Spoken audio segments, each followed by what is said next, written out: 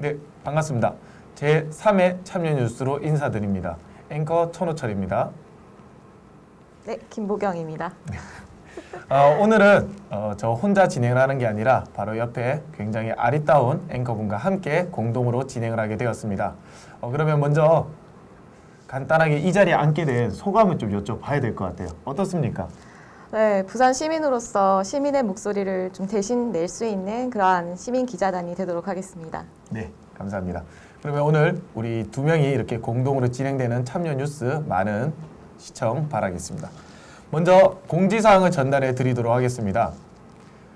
지난 뉴스에 알려드린 대로 매월 첫째 주, 셋째 주 저희들은 이제 생방송으로 저녁 7시에 생중계를 해드리고 있습니다. 그러나 지난 방송에는 저희가 이제 유스트림으로 생방송을 이제 볼 수 있다라고 이렇게 안내를 해드렸는데 저희가 다음 TV팟으로 그 중계를 할 수 있는 플랫폼을 옮겼습니다. 그렇기 때문에 앞으로는 다음 TV팟을 통해서 여러분들은 생중계를 확인하실 수 있습니다.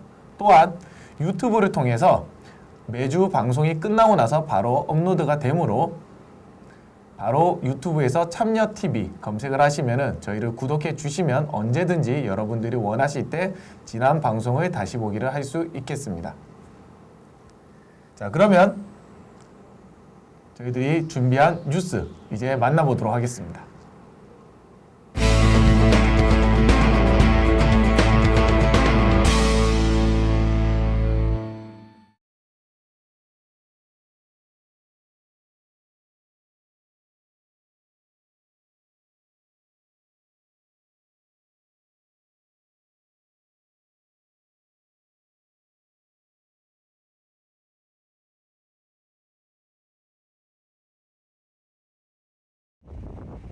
부산 기장군 일대 허벌판의 공터가 자리잡고 있습니다.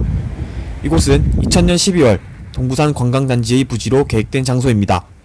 하지만 잇따른 개발 계획 전략의 실패로 이곳은 여전히 황무지로 남아있을 뿐입니다. 또한 지난해 11월 롯데월드가 동부산 관광단지 테마파크 사업을 중단하여 부산 관광단지의 랜드마크 계획이 원점으로 돌아갔습니다. 롯데월드의 갑작스러운 불참으로 위기에 놓치한 부산도시공사는 롯데를 대체할 타기업과 후속 대책을 논의했지만 이 또한 쉽지 않아 보입니다. 이처럼 부산도시공사가 공궁에 빠진 가운데 사업을 포기한 롯데 측은 이 사태에 대해 명쾌한 입장 표명을 기피하고 있습니다. 롯데그룹은 부산시의 지역 발전을 위해 동부산 관광단지의 개발을 지속적으로 검토, 협의할 것이라고 했지만 시민들은 롯데의 모호하고 무책임한 발언에 비난의 목소리를 높이고 있습니다. 롯데 측이 왜 갑작스럽게 동부산 관광단지 개발을 좌초되도록 하고 있는지 의문으로 남은 가운데 롯데의 사직구장 네이밍 라이츠 인수 문제 또한 논란이 되고 있습니다. 최근 사직구장의 네이밍 라이츠를 롯데가 헐값에 매입하려는 움직임을 보였기 때문입니다. 롯데가 사직구장의 노후 조명탑 공사를 롯데자이언츠가 책임지는 대신 사직구장의 명칭을 향후 15년에서 20년간 부산 롯데스타디움으로 전환하자는 조건을 내걸었던 것입니다. 시민들은 부산이 국내 프로야구의 빅마켓일 뿐만이 아니라 롯데자이언츠가 얻는 인기에 비해 네이밍 라이츠의 가치가 너무 낮게 산정된 것이 아니냐는 불편함을 비추고 있습니다. 타구단의 구장 네이밍 라이츠 투자 금액에 비해 롯데는 비교적 저렴한 금액으로 사직구장의 명칭 사용권을 인수하려 하여 부산시는 이 협상을 전면 재검토하고 있습니다. 실제로 2006년 기아의 경우 5년간 5억이라는 투자금을 내걸어 계약이 결렬된 전적이 있는 가운데 약 10년이 지난 현재 시점 롯데가 15년간 20억의 투자금을 제안한 것은 상식 밖의 제안이라고 해석할 수밖에 없습니다. 이처럼 거대한 자금을 투자해야 하는 동부산 관광단지 테마파크 계획은 포기한 반면 사직구장의 네이밍 라이츠를 헐값에 매입하려는 롯데의 이중적인 태도는 부산 시민들에게 실망을 안겨줄 뿐입니다. 롯데그룹이 시민과 함께하는 기업이라는 측면에서 최악이라고 평가받는 지금 향후 롯데가 지역사회와 상생하는 기업이 되기 위해서는 소비자를 최우선시하는 윤리 경영을 모토로 하는 기업이 되어야 할 것입니다. 참여TV 뉴스 박세종입니다. 예전에는 많이 운영되었는데 현재는 관심 부족과 재정 어려움으로 총 10곳만 운영되고 있다고 합니다. 남아있는 야학 중 형설야학을 시민기자단이 찾아가 봤습니다. 부산시 사하구 계정동의 시장으로 들어가는 골목 새마을 금고 건물 3층에는 저녁 7시부터 밤 10시까지 매일매일 공부를 하는 사람들이 있습니다. 바로 35년 전통을 자랑하는 형설야학입니다.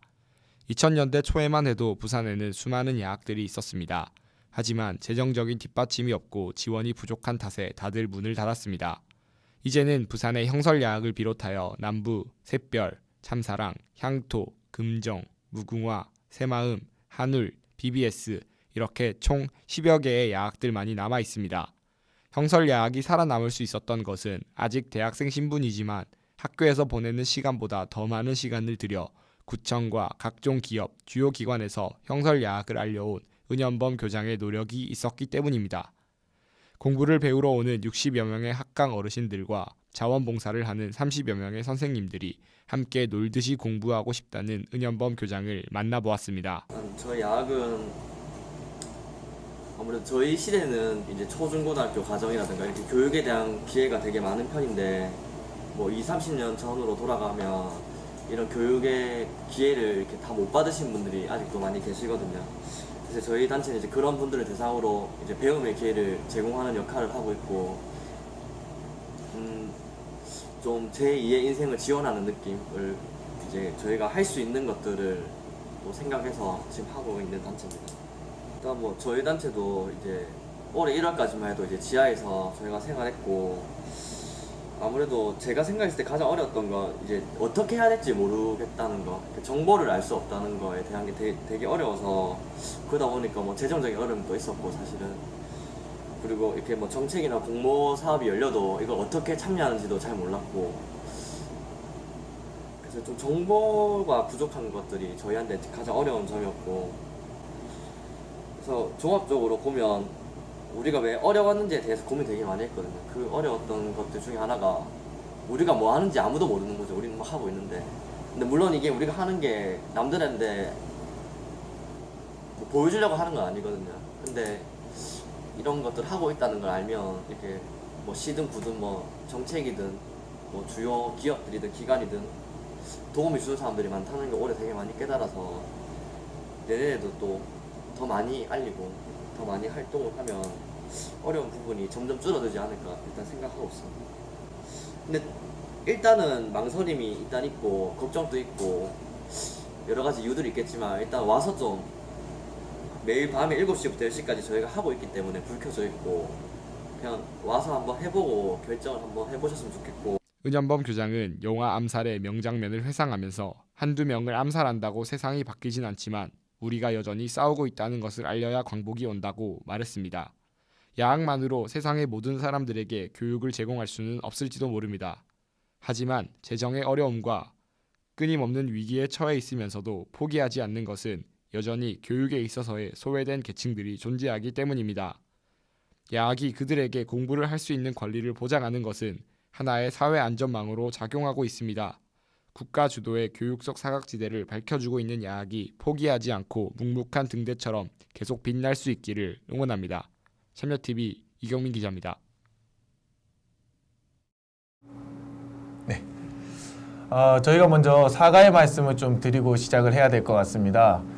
지금 PD님의 이야기에 따르면은 한 5분 정도가 지금 생방송을 이제 보고 계시고요. 그 다음에 아마 또 어플을 통해서 확인을 하면 좀 더 많은 분들이 이 생방송으로 이 뉴스를 지금 지켜보고 계신데, 방금 음질에 약간 문제가 있었을 겁니다.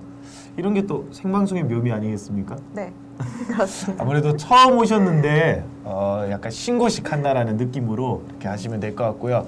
방금 저희가 마이크 문제는 해결했기 때문에 지금부터는 다시 한번 쾌적하게 여러분들이 참여 뉴스를 시청할 수 있을 거라는 생각이 듭니다. 자, 그러면 2개의 리포트 뉴스에 이어서 짧은 뉴스도 전달해 드리도록 하겠습니다. 2015년 3월부터 시작되었던 다음 세대 프로젝트가 올 1년간의 활동을 담은 마지막 잡지 발간으로 그 여정을 마무리하였다는 소식입니다. 다음 세대 프로젝트는 부산을 거점으로 활동하는 기성 시민사회 활동가와 열정을 가지고 뛰어든 신생 활동가들의 연결을 주제로 시작된 프로젝트입니다. 환경, 자치, 교육, 미디어 등 각자의 자리에서 활발히 활동하던 풀뿌리 시민사회 활동가들을 재조명할 수 있던 좋은 기회로 평가되고 있습니다.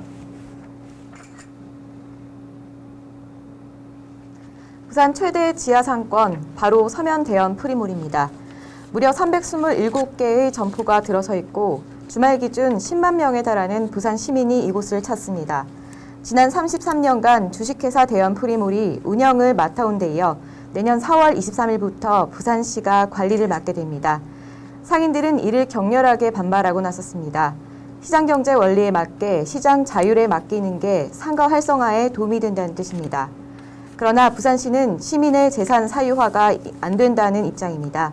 상가 운영은 부산시설공단이 맡게 되는데 그렇게 되면 그동안 허용됐던 매장 양도 양수와 전대가 모두 금지됩니다. 시민단체는 서로 상생할 수 있도록 한 발씩 양보할 것을 주문하고 있습니다. 무엇보다 시민들이 장사도 하고 쇼핑도 할 수 있는 환경을 조성하는 게 가장 급선무입니다.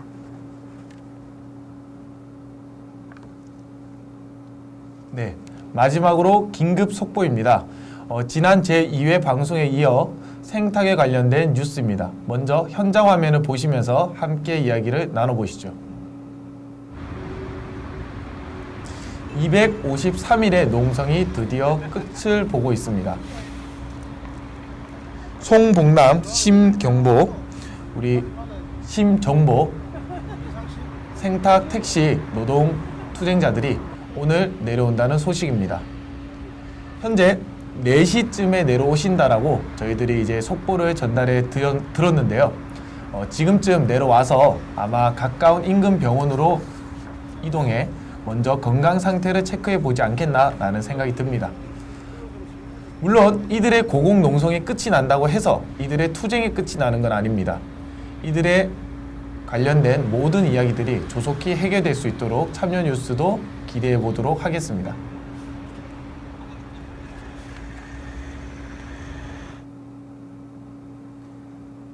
네, 제3회 마지막 소식입니다. 12월 하반기 소식을 여러분들께 전달해 드리도록 하겠습니다.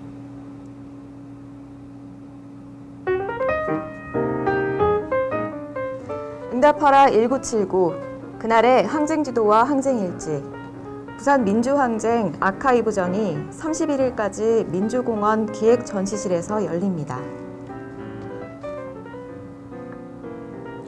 2015 부산시민공원 송구영신 한마당이 31일까지 부산시민공원 거울연못 주변에서 운영됩니다.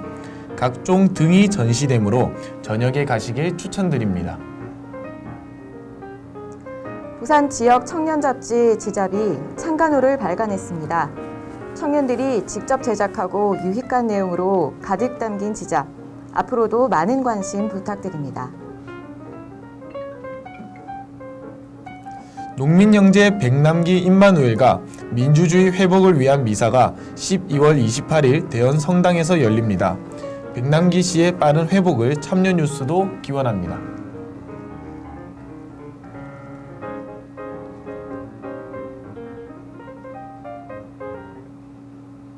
네. 2015년 12월 24일 제3회 참여 뉴스였습니다. 올해와 함께 우리 참여 뉴스가 시작을 한 데 이어서 벌써 1년을 저희가 채웠다라는 이런 어떤 기대감도 들고요. 비록 이제 제 3회 어떤 세 번의 어떤 짧은 발자국이었지만 앞으로도 여러분들께 부산의 소식들을 좀 더 생생하게 전달해 드릴 수 있도록 노력하겠습니다.